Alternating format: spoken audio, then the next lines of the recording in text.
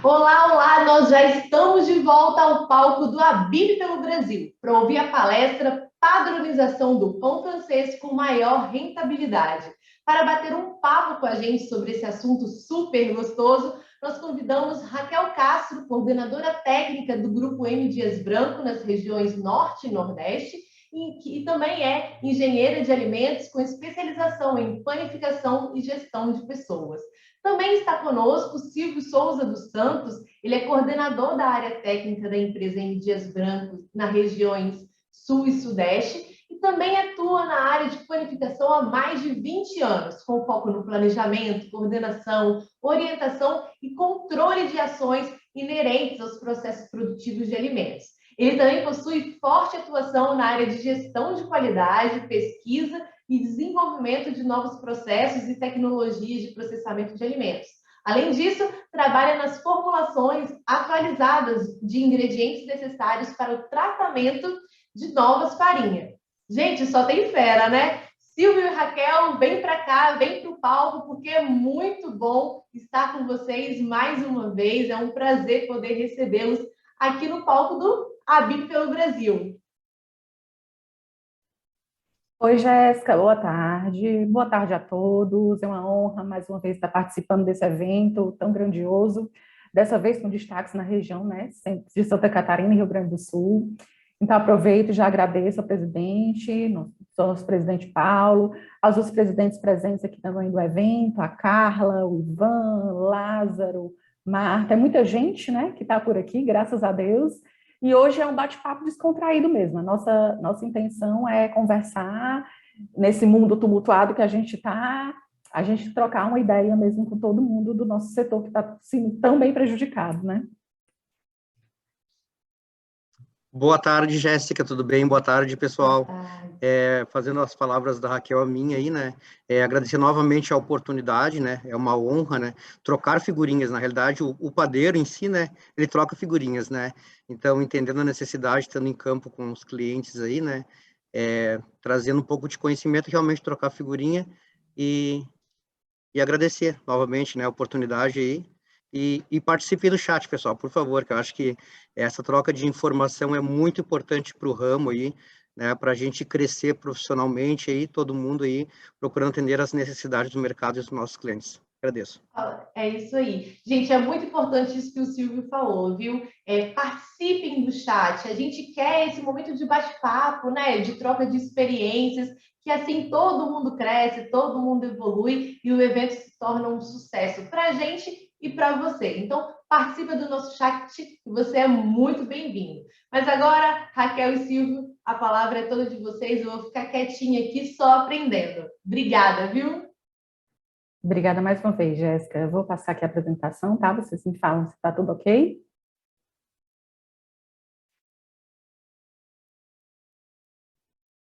Está aparecendo para vocês? Está tudo tranquilo? Estamos sim, estamos Sim. acompanhando. Bom, que bom. A ideia hoje à tarde é a gente conversar do pão francês, que é o nosso pão de cada dia, o nosso pão básico, o nosso pão presente em todas as regiões do nosso país, tá? De sul a sudeste, de norte a nordeste, centro-oeste, ou seja, é o nosso pão de cada dia.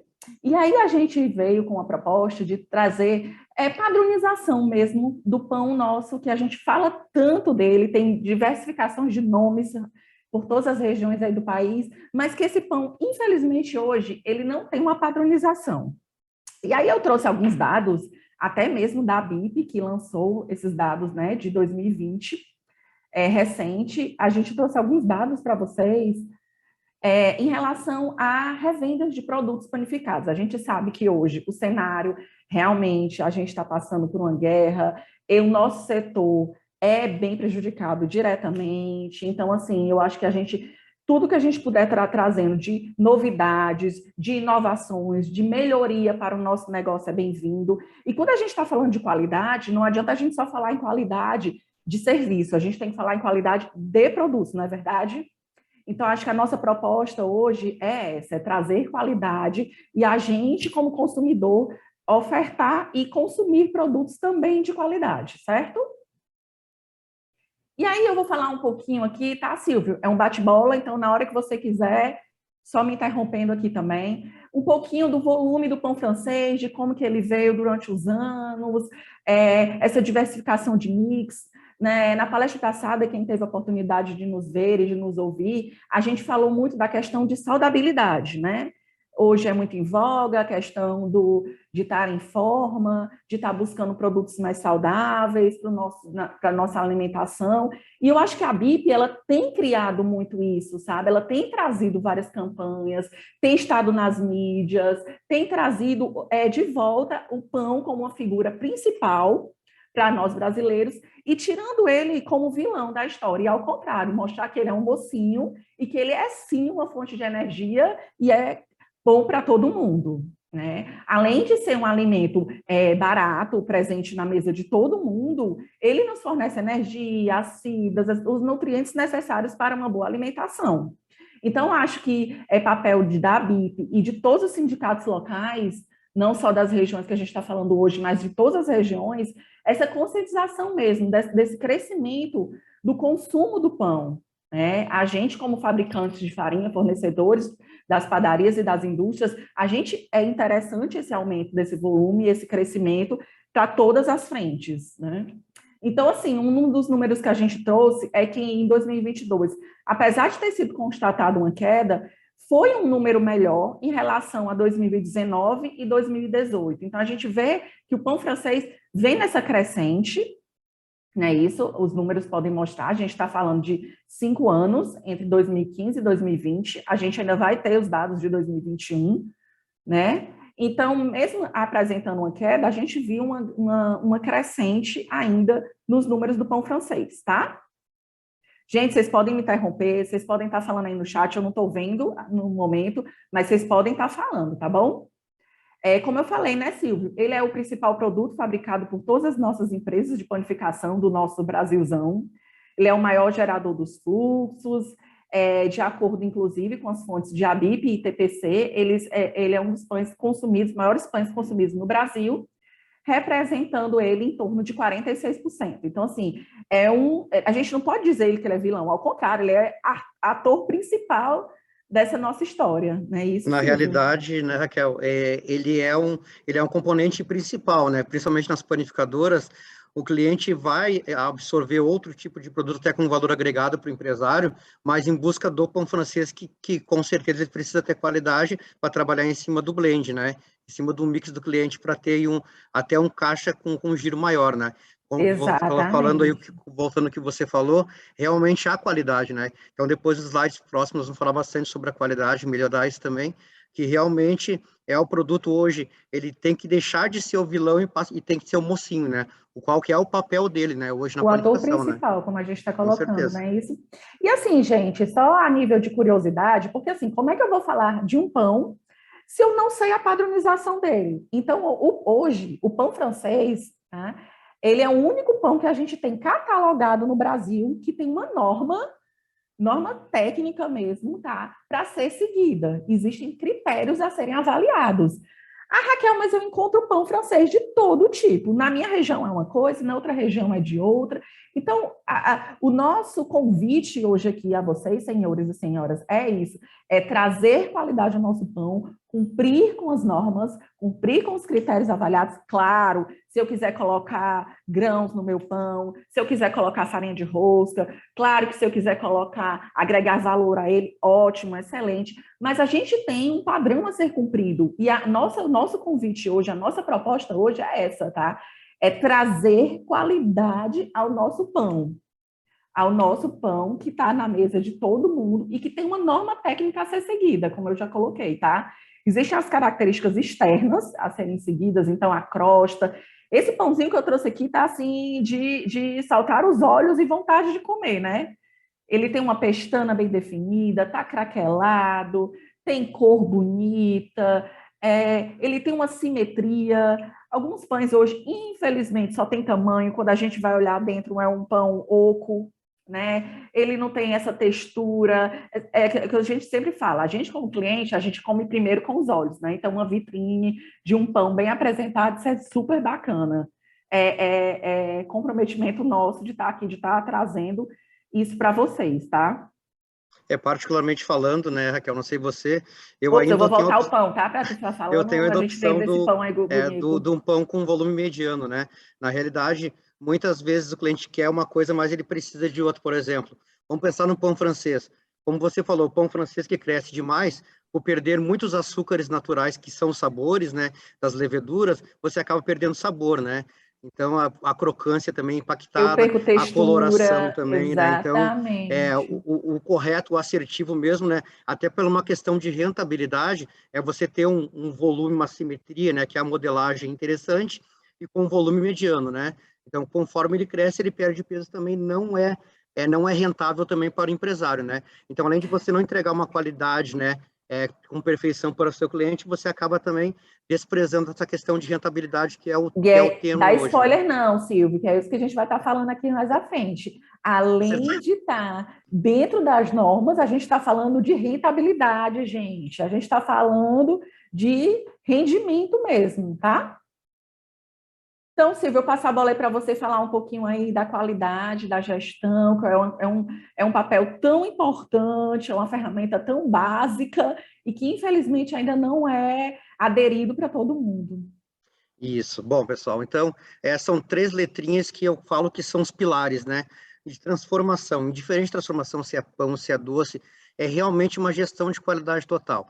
Silvio, você está linkado a que falar isso? Bom, vamos começar pelos focos aqui para ter objetividade. Foco no cliente. O que é o foco no cliente, pessoal? Entender o que o cliente quer. Muitas vezes não adianta você ter uma tecnologia perfeita, você ter uma matéria-prima perfeita, se você não entrega aquilo que o cliente espera. O que o cliente espera hoje?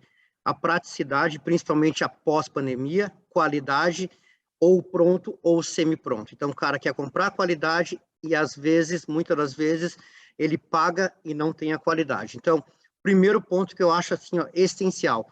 Silvio, mas você está falando em foco de clientes, clientes que só compram? Silvio, Não. é eu fornecer o que o cliente espera de mim, né? Exatamente. Eu Por estar exemplo, trabalhando de acordo com o que o meu cliente está e, e, esperando. e isso no nosso caso, né? Vamos falar do nosso caso. Nós trabalhamos com farinha de trigo, né? Então, eu tenho que entregar um produto com qualidade, porque eu vou trabalhar com produtos naturais. Então, eu tenho que entender o que o cliente espera lá. Então, pode ter maior pesquisa do mundo, mas eu acho que quando se fala em pão, a melhor pesquisa é de boca a boca, ouvido a ouvido. Realmente, a vida como ela, o que você precisa? Qual produto que vai atender hoje? Claro, qual o argumento? É você não deixar de trabalhar com aquilo que você já tem, que é o seu foco, que é o seu diferencial, mas sempre trabalhando em cima de quê? Desenvolvimentos, tecnologias, ponto de venda. Então, realmente entender o que o cliente quer. Segundo, trabalho em equipe permeando toda a organização. O que significa isso? Vamos colocar o nosso caso, por exemplo. Nós vendemos farinha e o nosso cliente vende o pão. O que o padeiro lá precisa entender? Ele precisa entender o quê? Como é que o fermento que trabalha dentro da empresa dele trabalha. Ele precisa ter uma noção o quanto custa a farinha que ele está usando. Precisa ter um treinamento, por exemplo. Tem um técnico que trabalha com fermento. O cara vai lá e treina o panificador com a tecnologia do fermento. Então, permeando toda a organização, até a balconista. Então, o cara realmente Os entender para poder equipamentos, né, transformar Silvio, que ele melhor. está Os utilizando. equipamentos. Não adianta o Realmente dono investir, ter um equipamento de ponta, se a minha mão de obra lá dentro, ela não consegue extrair do equipamento tudo que o equipamento me propõe. Exatamente, Então, como nós essa falamos, questão do processo é muito é importante cumprir todas primordial. as É, etapas. como nós falamos, né? Infelizmente hoje, eu vejo com pesar, não ter disponibilidade de um panificador sair 1 hora da área de produção para fazer um treinamento. Isso é necessário, porque a tecnologia está avançando, os moinhos estão avançando, fermento, maquinários. Então, é essencial um treinamento técnico, um aprimoramento, uma reciclagem é mais que necessário.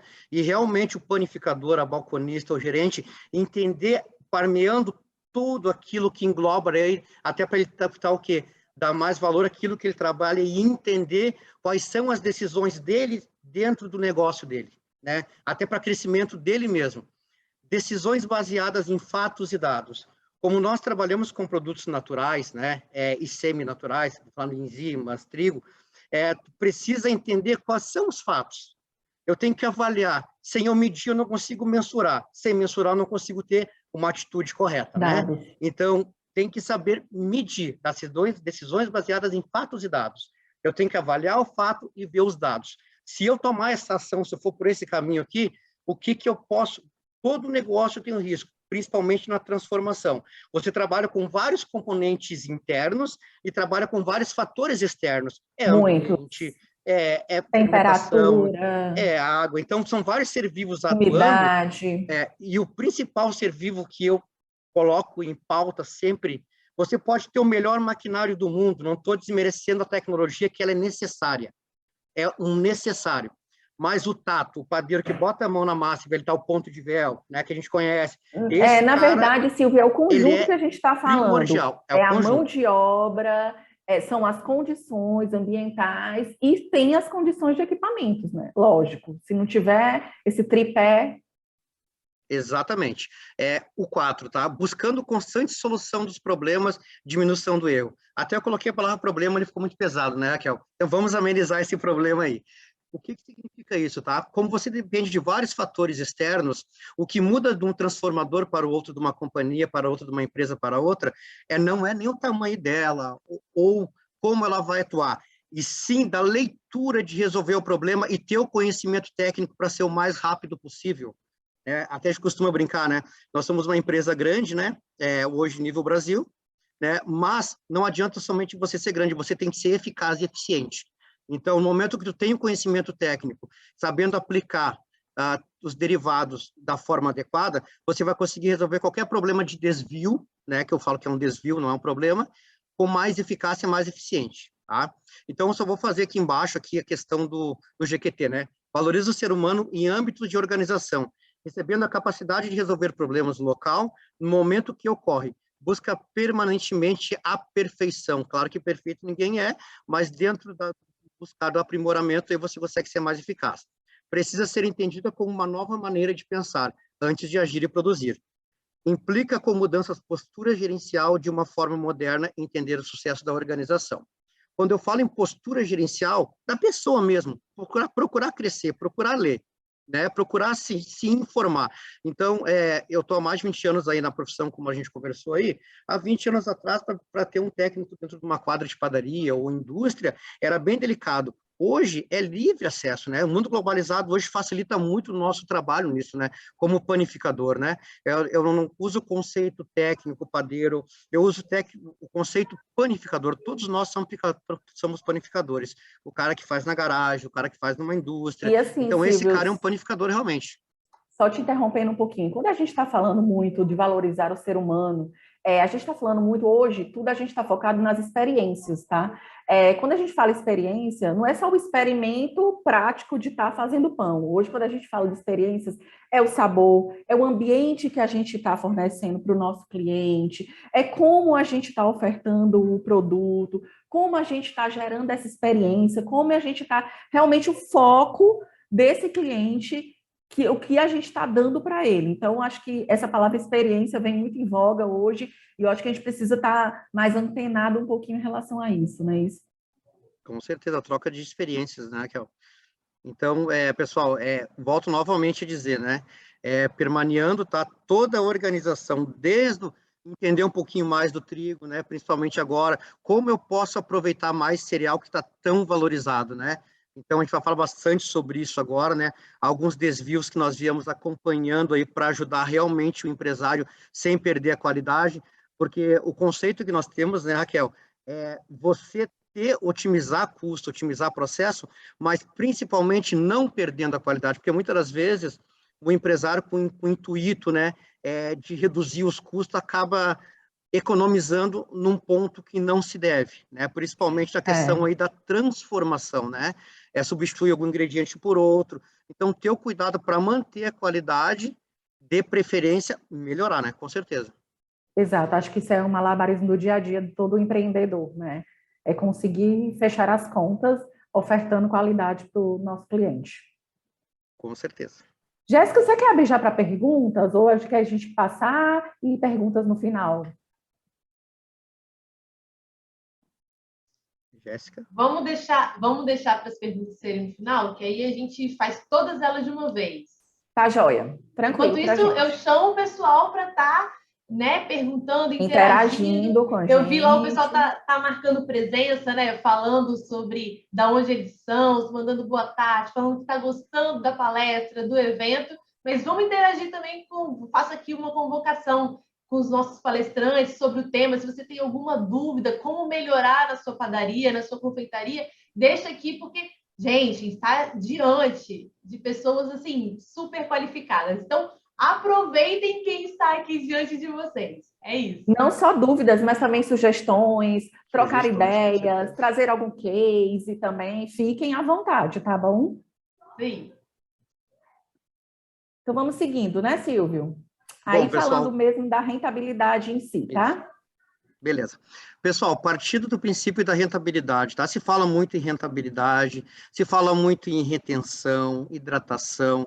Então, alguns conceitos, tá, que nós levamos do dia a dia aí, do começo, meio e fim, né? Porque muitas das vezes você fala, a farinha precisa absorver mais, mas alguns fatores que são muito importantes, não somente a absorção, né? Então, hoje nós vamos entender de lá para cá, né? Porque muita gente tem dúvida, né? Como que a minha farinha rende mais? Como que ela absorve mais água? O que que faz acontecer isso no trigo, né? Então, vou fazer um overview para vocês entenderem.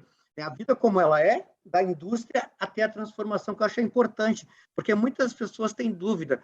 Mas o teu saco de farinha, por exemplo, tem 25,5 kg? Não. Mas há possibilidades no processo de rentabilizar e melhorando a qualidade. Então, acho que é isso que é importante, né, pessoal? Então, vamos falar de dois fatores assim que são primordiais para vocês entenderem o que seria uma absorção, o que seria uma retenção, né? O que seria uma retrograduação do amido, rapidamente, para vocês entenderem. Nisso tudo, a vida como ela é. O que tudo que você está me falando, Silvio, vai trazer para o meu negócio em qualidade e rentabilidade, em satisfação do meu cliente e satisfação do meu colaborador. Então, vamos lá. A partir do princípio de rentabilidade para calcular um rendimento, levamos em considerações dois pilares que são, assim, ó, quando se fala em trigo, pessoal, se fala muito em glúten, né? A famosa glutenina e gliadina, só que tem um cara que está ali que ele é necessário tanto quanto o glúten. Claro, o glúten é vida, é proteína. Mas proteína, tem um cara é o coração do é o coração. Mas se não tiver as veias para esse coração bater o sangue, também não funciona. Então, pessoal, aí nós vamos falar do famoso amido de trigo, que é o dinheiro do nosso bolso, que é tão importante quanto a glutenina, gliadina, insolúveis, solúveis. Então, vamos falar rapidamente, porque você já conhece isso no desenho, né? Mas o que isso repercute no nosso negócio? Eu sou muito objetivo na vida como ela é, né? Eu sou da seguinte questão. Se eu tenho um negócio, se eu preciso fornecer alguém, eu preciso entender para atender. Eu entendendo para atender, eu preciso rentabilizar isso que eu estou atendendo. De que forma? Principalmente agora, após pandemia, suba de trigo, água. Água, retenção de água. Água é vida. E quando se fala água versus glúten, eu tenho uma vida que me traz rentabilidade. Então, vamos lá. Absorção de líquido. O que seria uma absorção de líquido sobre a farinha? O equilíbrio que a massa absorve de líquido tendo uma medida conforme a quantidade de água. O que significa isso, pessoal? Vida como ela é. Hoje, 75% a 80% das maçadeiras, ela tem duas velocidades. Geralmente são aspirais, tá? A maioria delas. Velocidade baixa, 84 rotações por minuto. Segunda velocidade, chegando até 300, 350, depende do modelo da maçadeira e capacidade. Vamos lá. Então, o que acontece? Para que serve velocidade baixa, Silvio? Pessoal, o que são amido, tá? São partículas vivas que precisam ser nutridas para se abrir e fazer a farinha absorver a água. De que forma isso? Até 100 rotações por minuto, eu tenho uma absorção e uma homogeneização. Vai abrir as partículas de amido e assim faça absorver mais água, sem danificar o famoso amido. O que é o amido danificado que você tanto fala aí? É quando a massa fica pegajosa, pessoal. É aquela massa que você coloca um monte, bastante água ali, e daí você vai ver no final do batimento no pão francês, pega a massa na mão, ela está pegajosa. Isso pode ser excesso de quebra de amido. Vamos lá, Silvio. Eu estou falando aqui do Nordeste, tá? Está falando aí do Sudeste. Massa pegajosa, isso. Acho que para todo mundo é aquela massa que gruda na mão, aquela massa realmente que fica grudenta. Vamos estar falando aqui na minha linguagem do Nordeste, tá? Que o padeiro não gosta, né, Raquel? Você quer brigar com o padeiro, não é massa grudenta na mão do cara, né? Então, assim, pessoal, Para isso, tá, existe um cálculo chamado de rotações por minuto, tá? Para uma hidratação completa, conforme a quantidade de amido danificado, você tem de 3 a 5 minutos com uma rotação de 84 por minuto, tá? Então, o que vai acontecer se um panificador colocar principalmente gelo e não homogeneizar essa farinha primeiro? Eu vou ter um atrito sobre esse amido, em vez de ter ele íntegro, que é o cara que vai absorver a minha água, eu vou ter ele quebrado. Então, ele vai absorver, vai quebrar um monte de amido, e o principal não vai absorver. E o principal também de tudo isso, que além de não absorver, ele não vai reter. E esse amido quebrado em excesso que eu botei na velocidade rápida, sem homogeneizar primeiro, ele vai dar o quê? Ele vai ter uma liberação de açúcares não fermentáveis. É aquele pão que é vermelha, retarda a fermentação, não dá a simetria que nós falamos ali do pão bonitinho, né? Ele não evolui ele não evolui na pestana. Então, assim, ó, precisa ser respeitado. Se é uma amassadeira de 2 velocidades, que é a maioria, pessoal, nós estamos passando uma ideia para vocês. Se o cara tem uma amassadeira rápida, bacana. Geralmente, quem tem amassadeira rápida trabalha em meio ponto de véu, que o panificador que está me ouvindo sabe do que eu estou falando, justamente para não ter esse excesso de quebra de amido. Então, por isso que eu estou batendo muito no amido. Amido, glúten versus rentabilidade. Então, água. É necessário de 3 a 5 minutos quando eu tenho uma amassadeira de 84 em média de rotação por minuto, que é geralmente as aspirais, né? Vamos lá. Aí o que acontece? O cara tão importante, Silvio, deixa eu só... A gente estava falando aqui de case, já vou te interrompendo, tá? Recente, a gente foi numa padaria que justamente o cliente estava falando que não estava rendendo, que a farinha não estava rendendo para ele. E sabe o que a gente observou? O garfo da maceira dele não estava encostando no tacho. Não que encostar, claro, porque ele não vai permitir rodar, mas tem que haver uma distância suficiente para que homogeneize a massa e consiga reter esse líquido. Ou seja, o garfo estava muito solto, muito espalhado, muito distante do tacho, e só homogeneizava a massa e não retinha líquido. Não retinha líquido. Ficava a água toda empoçada ali no finalzinho do tacho da maceira dele. Então, até isso é importante a gente estar observando no processo.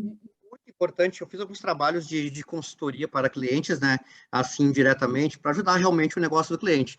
E massadeiras aí que o normal de bater uma massa de pão francês é 12 minutos, 15 minutos, bati em 20, 24 minutos. 25, eu tive a liberdade, Raquel. Esquentar a massa, não é isso? Eu tive a liberdade, foi muito bem falado por você, que são muitas informações, às vezes acaba se passando, né? Eu tive liberdade de ligar para a manutenção do cliente, ele gastou R$ 150 para desentortar o garfo. E o ponto focal que acontece muito no nível Brasil é o gelo, né? Às vezes o padeiro vai lá, coloca uma pedra de gelo muito grande, né? E abaixo de 5 graus de temperatura, aquele aço fundido realmente ele destempera, né? Então ele entorta muito facilmente. Então esse é um ponto de atenção que traz rentabilidade e qualidade, viu? Muito bem colocado. E uma coisa super barata, rápida de se consertar, e que quanto tempo ele não estava vindo, tendo problema, tendo deficiência e perdendo dinheiro, né? Com certeza, com certeza. Então, bem colocado por você, viu, Raquel? Isso aí é uma coisa assim, e geralmente massadeiras contêm 2 motores, né? Aí desgasta a correia, tem todo aquele estresse, né? Então, pessoal, a quantidade d'água ela é muito importante, né? Então, o tempo de absorção, tá? Geralmente é de 3 a 5 minutos, que é o tempo de absorção. Bom, o glúten contém 2 fases, tá? Ele contém a parte de glutenina, que é a elasticidade, e a gliadina. A glutenina, ela é responsável pelo quê? Pela assimetria. A gliadina, ela é responsável pela expansão de gases. Então, se eu não trabalhar uma massa completamente até o ponto de véu, depois de homogeneizar, eu vou ter uma massa que vai reter o gás e vai dar um pão rasgado do lado, vai dar um pão avermelhado e não vai desenvolver. Então, levando em consideração isso, a questão do amido, ele precisa estar junto com o glúten, ele precisa ter um equilíbrio entre a base de amido e a base de glúten, glutenina e gliadina. Onde eu tenho muito glúten, o que vai acontecer? Só a glutenina. Vai prender o gás e não vai expandir. Onde tiver muito amido, eu vou ter uma massa achatada. Vai ficar uma massa amarrada, presa. Por isso a importância, né, do amido danificado, tanto na moagem, nível Brasil, nível mundial, e tem que ter um equilíbrio no amido danificado, com a disponibilidade de açúcares fermentáveis também, quanto no processo, porque muitas vezes pode acontecer de algum ir trabalhar com amido danificado alterado, é muito difícil porque tem muitas tecnologias internas hoje, agregada, ou o próprio panificador também da mesma forma. Aí tem um outro ponto também, né? Que isso é muito importante, Raquel. É a amassadeira lenta sem terminar o pão francês no cilindro. O que vai Sim. acontecer? Era a Você pergunta que não eu ia trabalha, fazer. você não trabalha o glúten, você vai trabalhando a gliadina, vai liberando amido, vai liberando amido, vai liberando amido. Quando chega no final do batimento, você perdeu de 5 a 6% de absorção. Você vai ter uma massa que você vai cilindrar, porque é o natural do ser humano, algo que gruda na mão, você reduzir. Aí você Exatamente. começa a reduzir a absorção, reduzir. Para E aí você eu ter vou uma ideia, quebrar a minha massa no cilindro e vou usar mais farinha na poagem e vou quebrando aquela massa no cilindro. Alguém já viu exato. isso? Não, né? De jeito nenhum.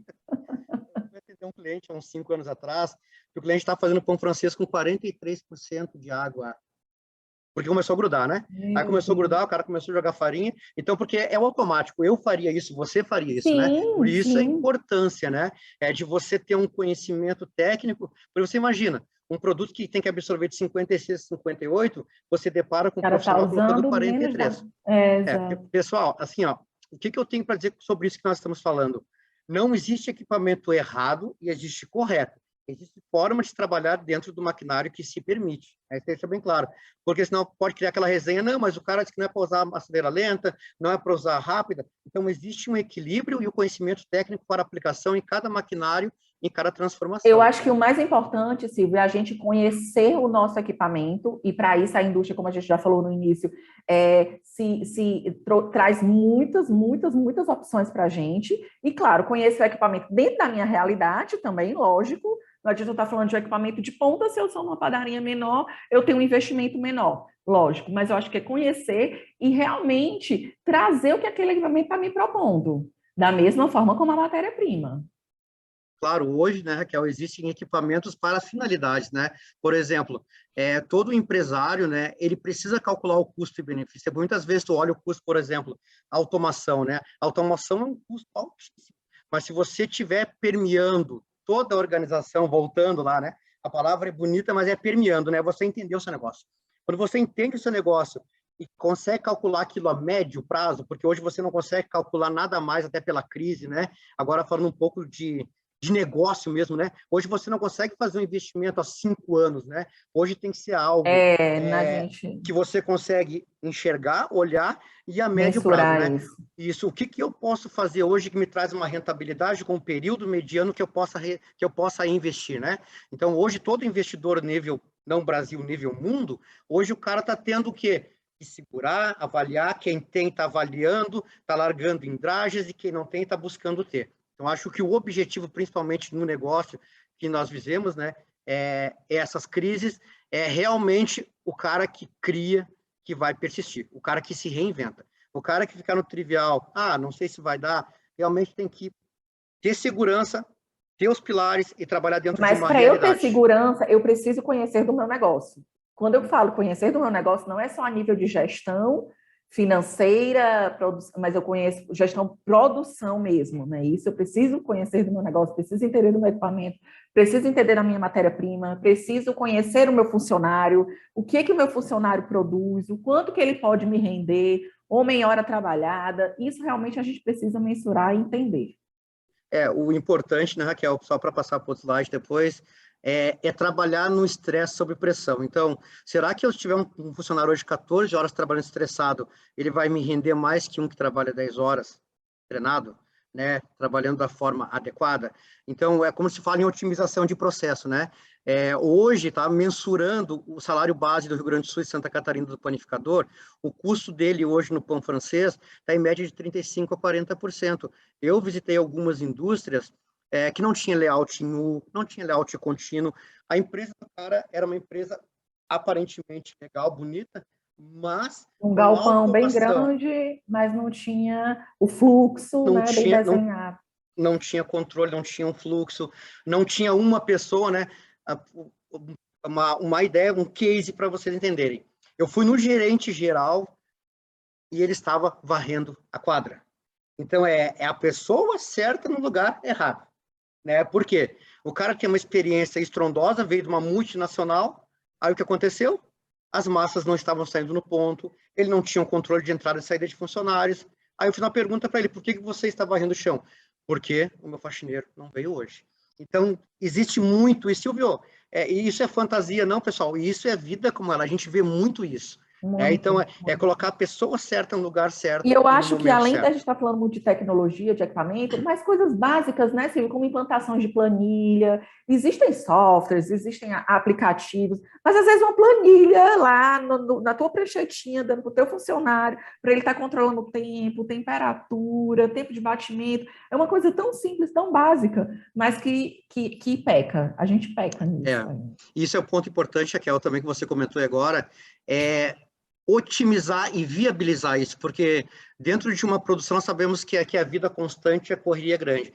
Então, eu tenho que pegar uma planilha, né, como nós estamos comentando aqui, e esmiuçar na vida do cara como ela é. Né? O operador saber interpretação. ter a leitura da planilha. Porque Exatamente, não adianta eu ter um entender. software moderno, não adianta ter um aplicativo moderno se o cara não sabe operacionalizar isso. Entender, como nós falamos aí, né? Se nós estamos falando que 35% em média é o custo do panificador Rio Grande do Sul e Santa Catarina, então eu preciso otimizar isso, né? Eu preciso fazer o cara que me renda mais, mas que renda, né? Porque esse trabalho, o cara estressado, 12, 14 horas ali no pau, então, no pau, desculpa, perdão a palavra, tá, pessoal? Isso é termo de transformador, né? É realmente na produção, no dia a dia ali, então tem que valorizar e trabalhar com as pessoas com carga horária treinadas. elevada, é isso. Não funciona. Então, aqui, pessoal, vamos passar para o próximo slide? Isso, vamos lá. Bom, pessoal, então, assim, ó, levando em consideração, tá, que a fermentação biológica se dá por equilíbrio de umidade e temperatura. Vamos lá, pessoal. Vamos pensar na vida como ela é hoje no âmbito de panificação. Pão todo ele contém a fermentação alcoólica. Então, o que precisa levar em consideração, principalmente na questão de tolerância de fermentação? Eu vi várias vezes, várias oportunidades, nos dias de hoje, muitas das panificadoras no Brasil não têm mais padeiro à noite. Então, 2 pontos. Ou o panificador faz o pão e coloca no padeiro noturno ou na climática, para assar no outro dia pela manhã, ou o cara faz esse pão 16 horas, 17 horas, e coloca no armário fechado normal. Isso quando se fala pão armário francês sem controle de umidade, sem controle de temperatura. Lê-se assim. Exatamente. Por isso a importância do controle de venda. Eu sou totalmente a favor da avaliação reversa. Eu não preciso avaliar primeiramente daqui para lá. Eu tenho que fazer uma avaliação de lá para cá. Avalio lá, será que eu consigo atender ele trazendo rentabilidade para mim? Não adianta eu estar no conformismo aqui, eu tô bacana, tô bonito, tô legal, e o cara vai lá na outra padaria ou no outro ponto de venda e passa na frente da minha padaria. Então, eu tenho que entender para atender. Por que eu estou dizendo isso para vocês? 90% das panificadoras hoje, nível Brasil, o cara faz o quê?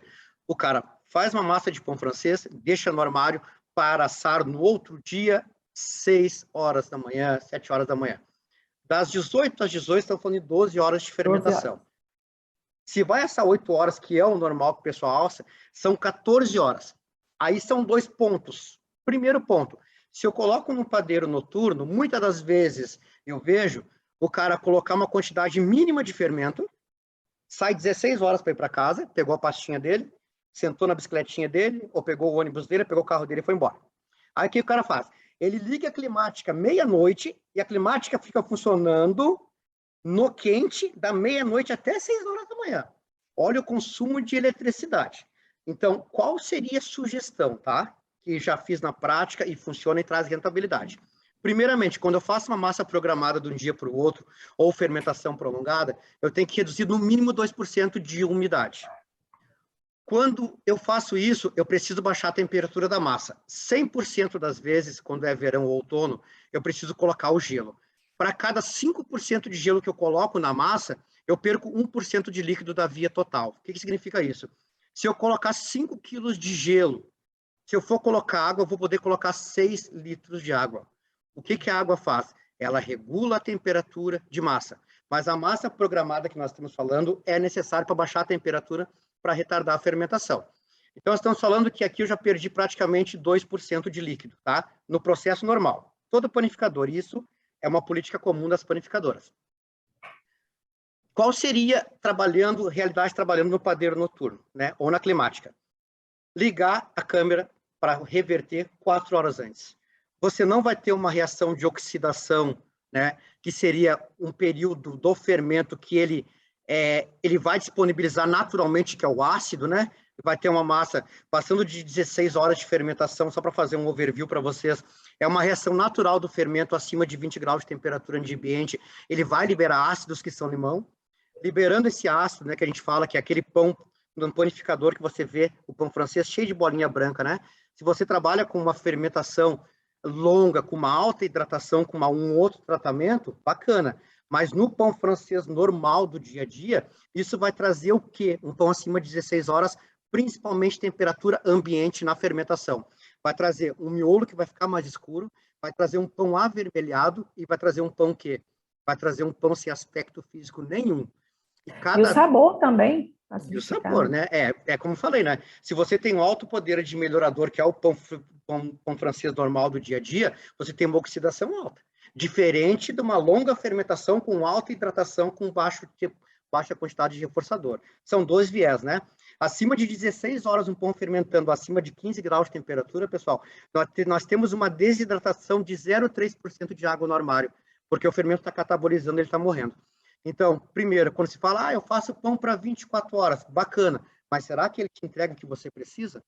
Né? Então, esse é o ponto. Para climática, trabalhe-se com 4 a 5 horas na reversão. Se eu fizer pão 16 horas, você vai o quê? Você vai reverter ela 4 horas, vai dar 2h30, 3 horas da manhã, até as 4 horas da manhã. Isso. Você vai ter uma liberação de gás melhor, você vai ter uma crocância melhor, um salto de forno melhor, você vai ter todos aqueles aspectos que nós conversamos antes. Bom, a Silvio, e o cara que, tudo bem, e o cara que não tem um padeiro noturno ou climático, como você está falando, qual seria o aconselhável? Medir. O que é medir, pessoal? Eu fiz algumas consultorias, alguns trabalhos técnicos, nota-se que o cara assa o pão 6 horas da manhã e ele vai vendendo esse pão no ponto de venda até meio-dia, 1 hora da tarde, 2 horas da tarde. Então, qual seria o correto? Fazer uma avaliação permeando toda a minha organização. Enquanto o meu gerente de produção sabe o quanto eu vendo, eu vou trabalhar com um acréscimo de 5%, que pode sobrar de pão depois da abertura. Eu vou fazer o pão de um dia para o outro só para abrir meu ponto de venda.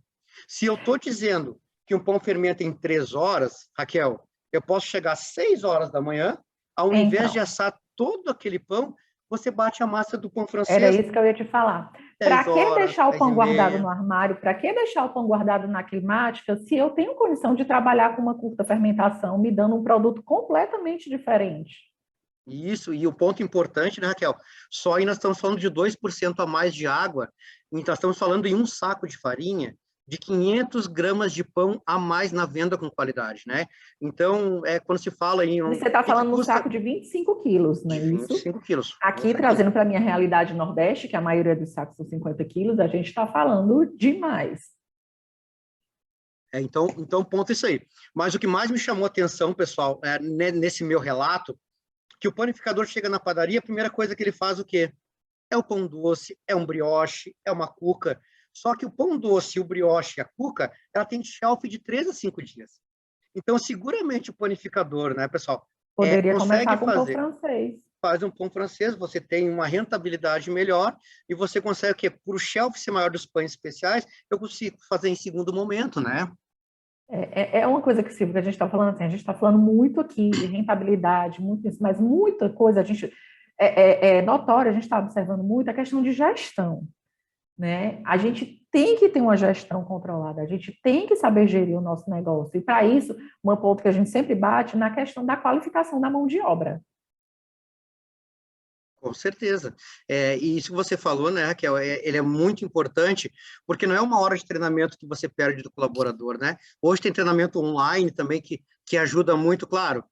Novamente eu digo e permeio, né, como costumo dizer, o panificador é tato, né? É tato. Pegar a mão na massa, ver o ponto de véu. Teoria é uma coisa, prática, mas você sabendo os fundamentos, você entendendo a teoria, né? Para a gente aplicar é bem mais fácil. Com certeza. Então, voltando aqui, pessoal, Silvio, tanto tu fala do amido, pessoal, que é um ponto importante e muitas vezes se passa despercebido, né? É um coadjuvante. mas é a veia do nosso coração, do nosso negócio, né? Principalmente quando se fala em frescor, né, pessoal? Então, assim, ó, Silvia, o que seria que você fala em amido danificado e amido íntegro? Pessoal, amido danificado é que absorve, né? Faz absorver. O que faz reter a água é o equilíbrio entre o amido íntegro e o amido danificado. Por quê? O amido danificado, ele é insolúvel. O que significa isso? Ele vai para o fone, vai desidratar e vai perder água. Então, a importância, novamente, que eu digo para o panificador, é a retenção, miolo, emulsificação, maciez. Geralmente, o que você quer de um pão francês? Você quer um miolo macio e você quer uma crosta crocante. Vamos pensar, crocante. Vida como ela é, Silvio. Volta na vida como ela é para ficar mais coerente. Você pega uma massa de pão francês, cilindra. Você quebra amido. Você nota que o miolo, ele não vai ficar tão macio, tão alveoloso, fica mais como denso. Esse equilíbrio que nós estamos falando, ficar mais denso, né? Pão sovado. Então, por que eu estou falando isso para vocês? Nota-se muito crescimento, principalmente da automação, a massa do pão francês, o quê? Congelado, um ponto, e o outro, o pão francês cilindrado. O quanto o cilindro é importante no meu negócio, na minha panificação.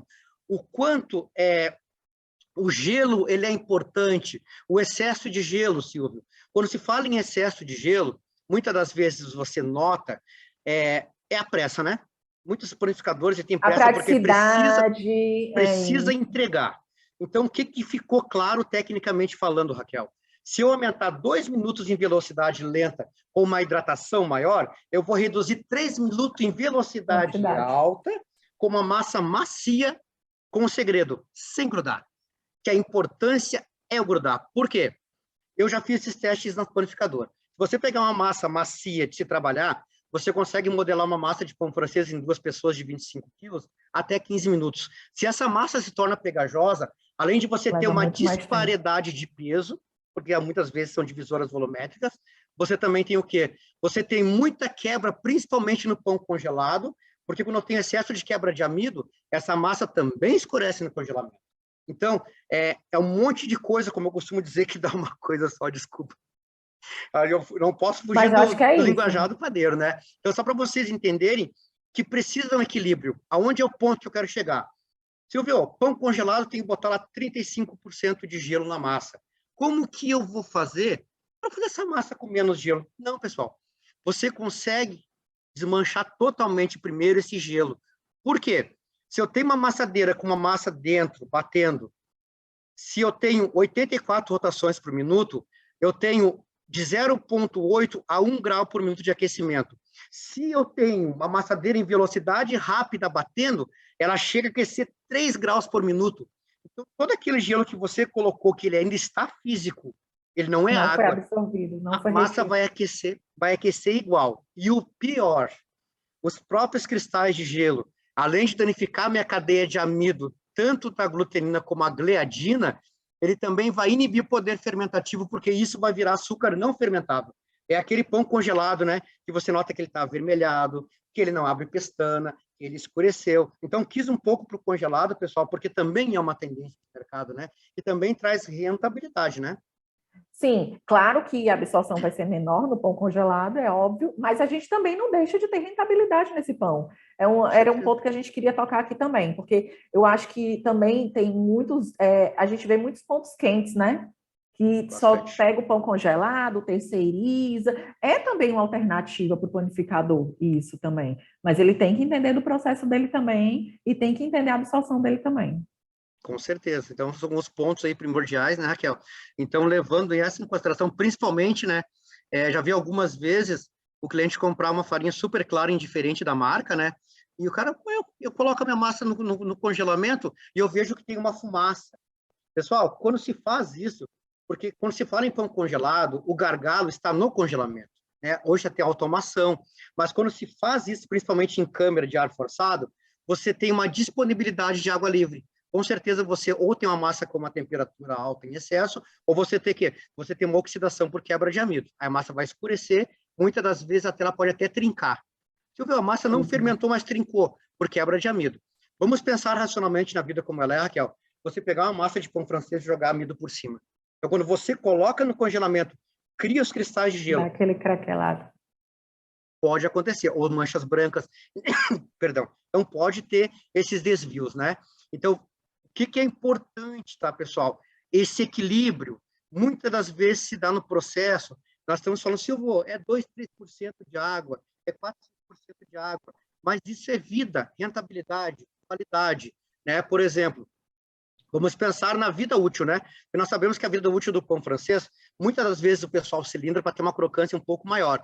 Só que eu tenho um outro tipo de crocância. Se você cilindra demais a massa, você vê que a crocância, ela fica o quê? Ela fica assim, ó. Ela não fica trincada. Por quê? Fermentou, liberou gás, liberou açúcar, coloquei no forno, teve uma retrograduação desse amido, que é a perda de peso no forno, e eu tenho o quê? Como o amido está quebrado, eu tenho o quê? Eu tenho na vertical, porque eu trabalhei aonde? Eu trabalhei só na gliadina, eu não trabalhei a glutenina.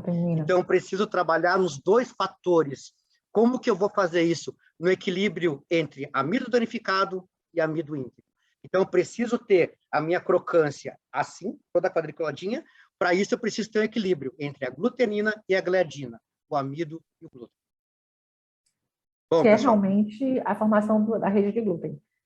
com certeza, a Acho famosa, que ficou né, claro, Raquel? gente, que é o amido danificado e o amido íntegro, né, Silvio? Acho que ficou claro. Eu acredito que sim. Esses Agora, dois fatores. agora eu vou falar como panificador, né?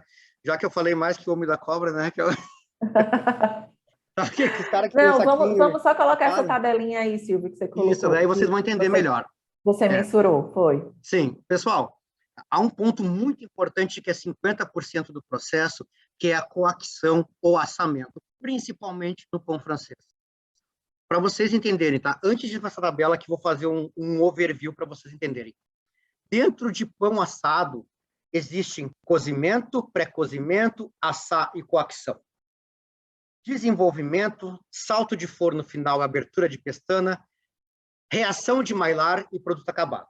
Existem, para achar a temperatura de forno, eu preciso achar as reações que o pão faz dentro do forno. Por que, Silvio? Porque cada fabricante de forno existe uma temperatura. E se vê muito hoje no mercado, tecnicamente falando, aqueles digital de forno, e conforme você bate, ele vai desregulando. Eu já sei pão em 350 graus de temperatura. Nossa! É coisa E o doida, forno assim, que não tem sabe? nem controle de temperatura, não tem nenhum termostato, Silvio. Você É, nunca viu exata, isso, né, também? bastante. Ih, Raquel, você nem sabe o quanto. Então, onde o ponto que eu quero chegar? Os primeiros 5 minutos do pão francês assando, tá? De 5 a 7 minutos, você tem um desenvolvimento de 1 a 5 e abertura de pestana. De 5 a 7, salto de forno. Por que você está Salto de falando isso, forno, para Silvio? todo mundo entender, É é aquele desenvolvimento, né? desenvolvimento. Isso que é pão bonito. Exatamente, a expansão. Silvio, por que você está falando isso? Porque se eu colocar um pão no forno e ele der todo o volume em 3 minutos, eu estou passando pelos processos das atividades enzimáticas naturais do trigo. O amido precisa abrir, desenvolver, e depois ele precisa fazer o quê? Precisa se manter. Manter a estrutura. E se eu coloco muito calor nos primeiros 3 minutos, que esse miolo do pão chegar a mais de 75 graus, Raquel, eu vou ter o quê? Também vou ter uma quebra de amido e vou ter uma retrograduação desse amido. O que significa? Quando chegar lá no final do meu assamento, quando ele vai entrar em reação de caramelização, ele vai começar a perder o volume e vai retroceder. Principalmente a pestana. Então, precisa se respeitar os processos. Então, qual que seria o normal do pão francês, né? O habitual? Início de reação de caramelização é de 7 minutos a 10 minutos. O que é reação de caramelização, Silvio? É a hora que os açúcares da massa começam a derreter e começam a dar o quê? A cor caramelada, início de cor caramelada. Então, precisa aquele pão ter. bonito que a gente viu lá no início, daquela corzinha característica do pão francês. É um outro ponto, Raquel. Se você quebrar muito amido, você vai ter uma disponibilidade de açúcar não fermentável, esse pão vai avermelhar antes. Você Exatamente. tira antes. Eu não vou ter um pão para o caramelo, eu vou ter um pão para o vermelho. Vermelho. Então, a importância para achar a temperatura de forno indiferente do lugar, eu preciso respeitar o quê?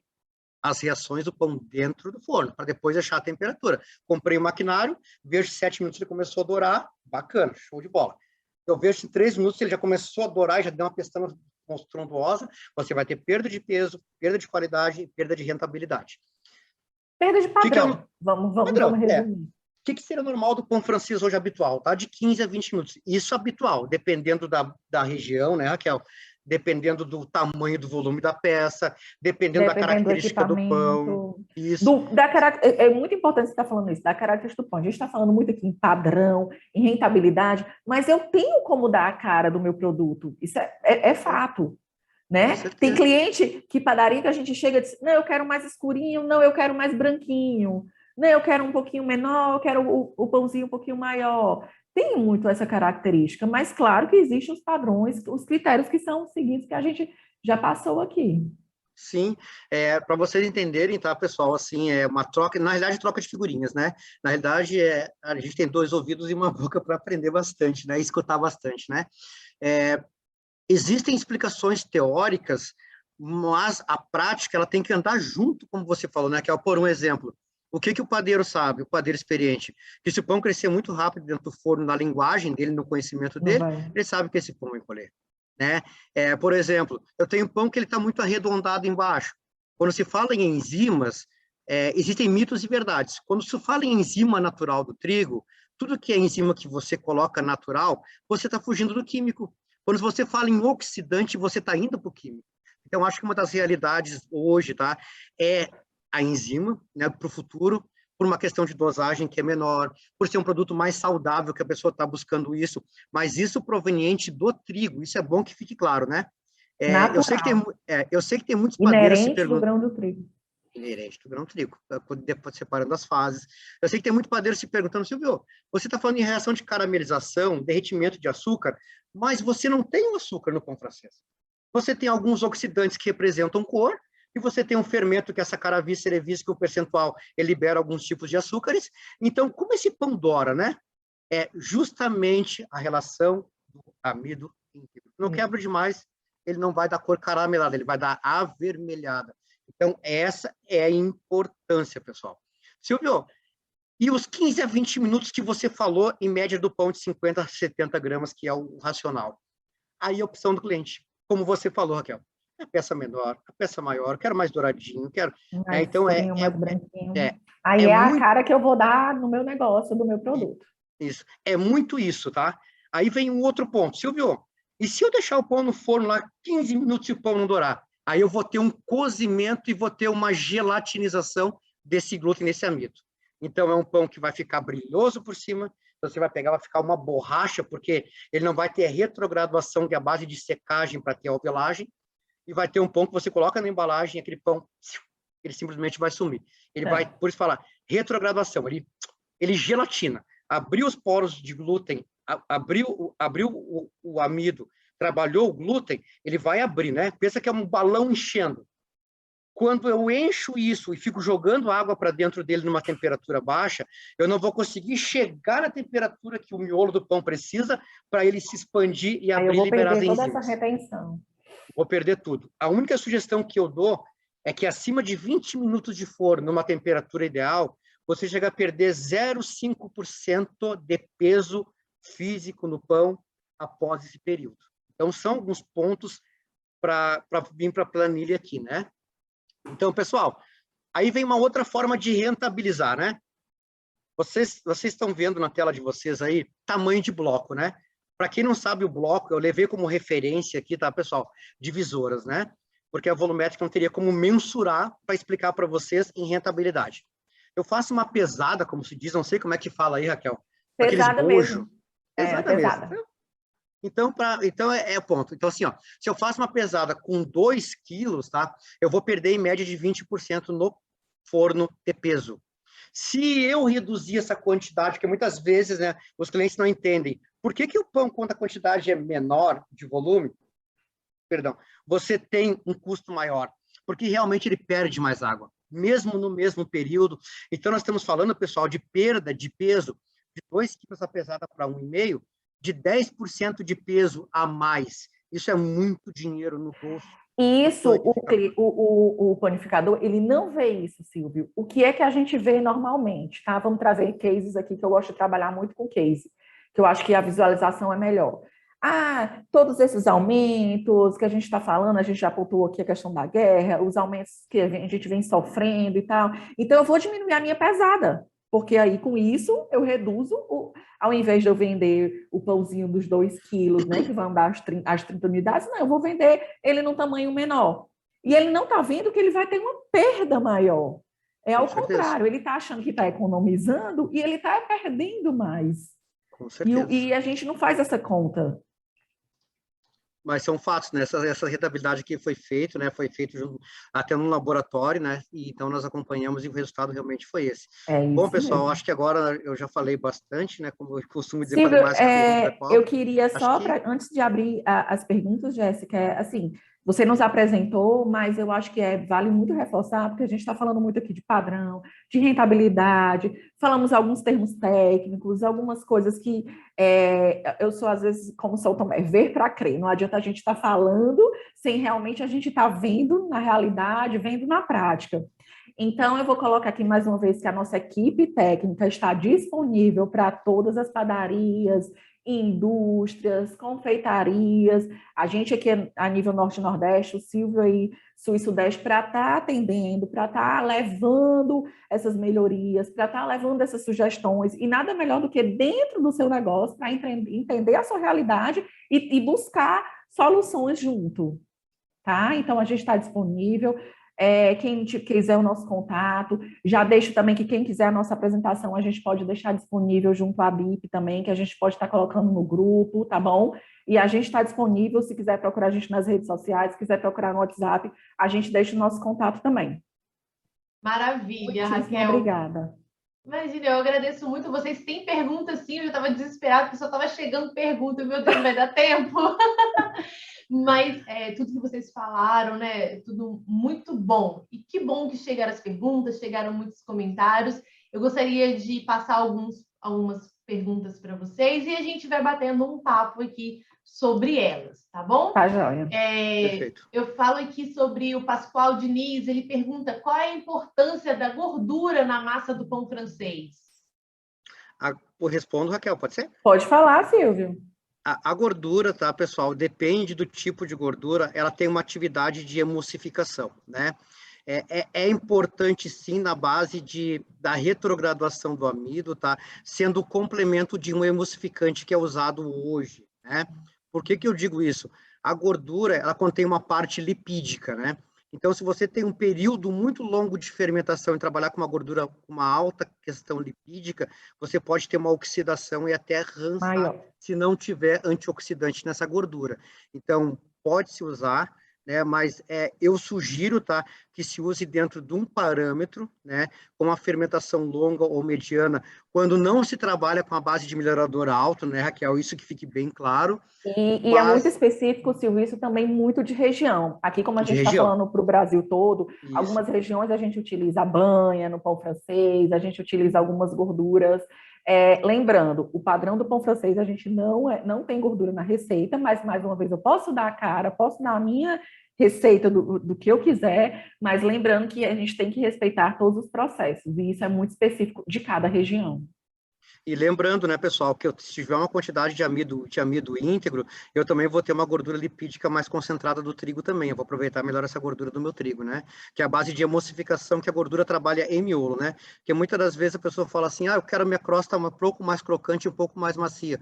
80% da gordura, ela ativa a base de emulsificação, que é miolo, e os outros 20% é crosta. É crosta. Tá, joia. Vamos passar para a próxima pergunta. O Miguel Salvaládio.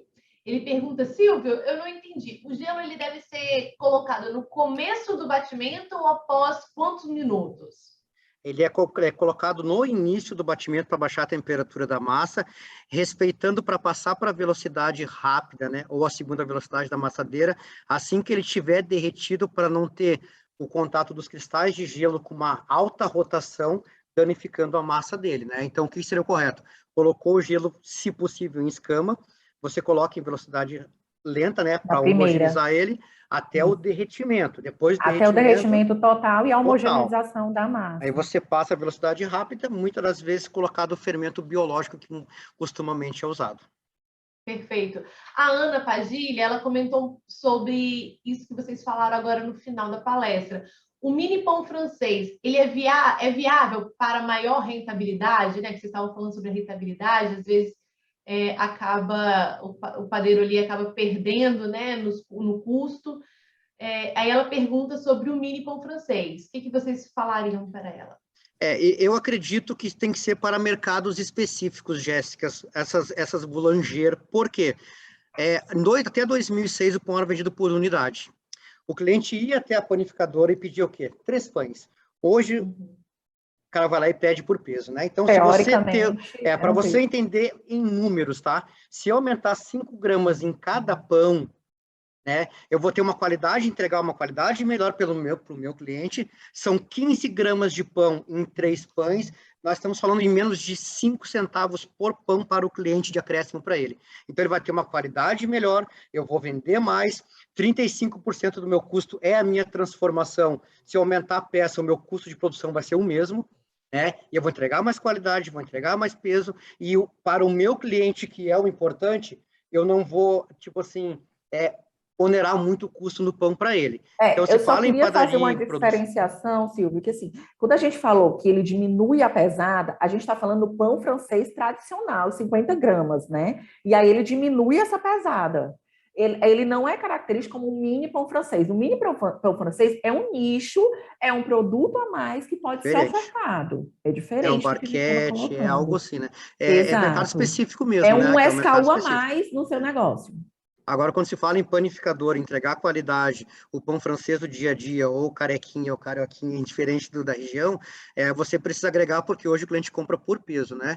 Então, 2 preocupações: em não entregar aquilo que eu não estou oferecendo para o meu cliente, e não onerar custo para ele, entregar qualidade e entregar rentabilidade para mim. Exato. Perfeito. Eu acho que vocês já responderam essa daqui. O Lorenzo fala como reduzir o amido danificado no moinho e no laboratório. Vocês querem pontuar alguma coisa? Amido geralmente é moagem, tá? É moagem, é um trigo é aquilo que eu falo, né? Para um bom assador, a carne também tem que ser boa e vice-versa. Para um bom moeleiro também, o trigo tem que entregar. Aí passa muito pelas tecnologias avançadas hoje, né? Passa muito por tempo de moagem, tipo de grãos, tipo blend, umidade, blend, né? Então, são vários fatores, mas aí entra novamente o quê? A tecnologia. E a pessoa, para entender essa leitura e ter o quê? Ter essa diretriz de entender o tipo de trigo e tipo de moagem que eu preciso aplicar sobre ela. Jéssica, antes de complementar as perguntas, eu queria só fazer uma observação, porque a gente falou aqui muito de cilindro. Cilindro também é uma coisa muito cultural, eu vejo muito, principalmente aqui na minha região Nordeste, tá? 90% das padarias utilizam o cilindro. E talvez, como eu falo que é uma questão cultural, talvez soe um pouquinho assim para as pessoas, poxa, pão francês utilizar cilindro, né? Uhum. Soe, mas a gente está falando aqui especificamente de regiões e trabalhos realmente culturais, tá? A gente percebeu isso aqui no chat. Foi algumas pessoas falando, mas cilindro se usa ainda? Mas outras já falaram, não, eu uso ainda aqui é super normal, isso é comum aqui. Então a gente percebeu que o nosso Brasil é um tamanho continental, né? Então exatamente, e é muito diversificado. E o ponto aí que nós estamos falando muito de tecnologia, hoje não tem como você usar uma automação sem cilindrar uma massa. Então, nós estamos falando em tendências de mercado, tecnologia e rentabilidade. Todos nós sabemos que uma massa de pão francês batida em ponto de véu sem o uso do cilindro ou uma volumétrica automática, ela vai absorver mais água, mas é adaptação para a automação, né? Então, hoje, dificilmente você vai conseguir ou não cilindrar uma massa ou ter algo que não vá, pelo menos, passar os bastões, como costuma se dizer. Bate na tecla de novo do que a gente está falando. Conhecer o seu processo, conhecer os seus equipamentos e eu oferecer o produto que eu quero para o meu cliente. Perfeito. Vou passar para a próxima pergunta. A Renata, ela falou que ela está naquela fase que ela está se organizando, fazendo cursos, né? Porque ela quer abrir uma padaria no bairro dela. Ela quer empreender no setor de panificação e confeitaria.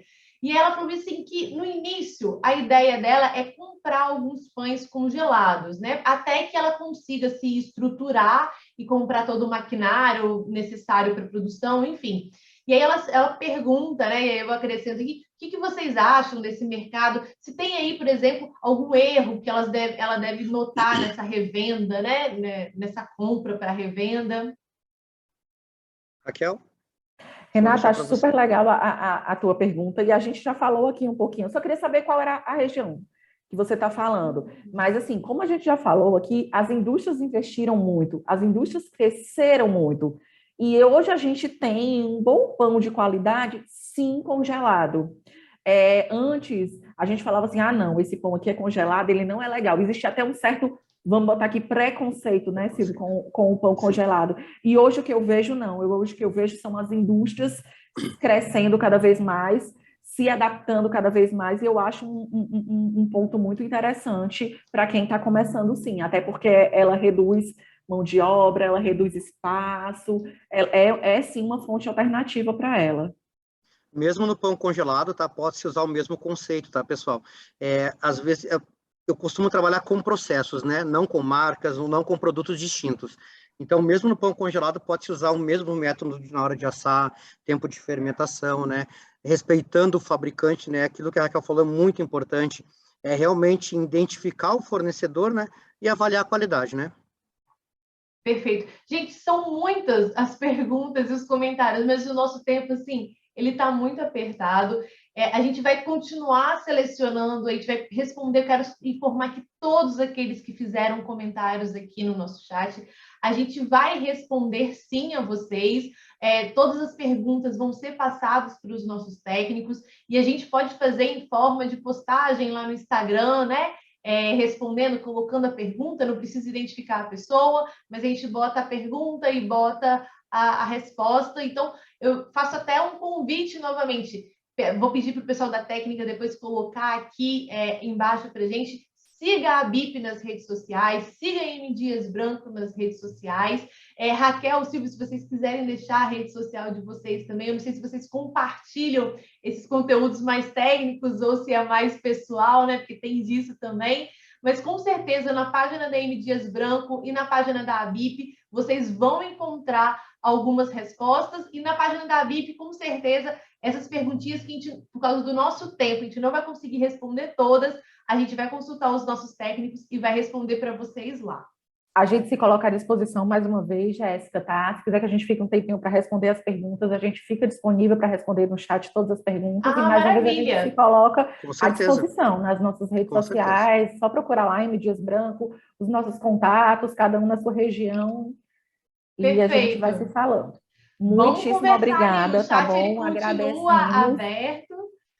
O chat continua aberto, dá para a gente fazer resposta, dá para a gente interagir ali também, porque é muito conteúdo e é muita gente espera que né? Sabe, né? É muita gente espera um assunto, que a gente está trazendo. É um assunto, e pegando o ponto, né, Jéssica, desculpa interromper, é um assunto muito gostoso, e quando a pessoa gosta do que faz, o tempo não passa não, para nós não passa, né? É verdade, Silvio. Eu entendo. Gente, muito obrigada, de verdade, por mais uma vez vocês abrilhantarem aqui nosso ABIP pelo Brasil. O conteúdo foi de super qualidade. A gente começou aí a nossa primeira palestra do dia, com certeza, com o pé direito. Obrigada, viu? Que agradeço, Jéssica. Obrigada, boa tarde, bom evento durante o decorrer do dia para todos nós. Bom evento. Obrigada. Tchau. Gente, e agora é hora, sabe do quê? É hora de comer um pãozinho e visitar a nossa feira de negócios. Lá vocês vão encontrar estandes interativos e preparados para recebê-los. Confira quem está lá com a gente. A BIP, a Abitrigo, BAT, a Fiesc, a Federação da Indústria do Estado de Santa Catarina, o Instituto Federal do Rio Grande do Sul, a IRIX, a JTI, M Dias Branco, Moinho Nordeste, Motasa, Orquídea, Philips Small Brasil, Prática, Ramalhos e também os nossos apoiadores, IEL, Sebrae, Senai e SESI do Rio Grande do Sul. Vamos lá? A gente volta daqui a pouquinho, em instantes. É só clicar aqui, ó. Aqui em cima você vai conseguir acessar os estandes sem sair aqui do nosso auditório. A gente volta já já.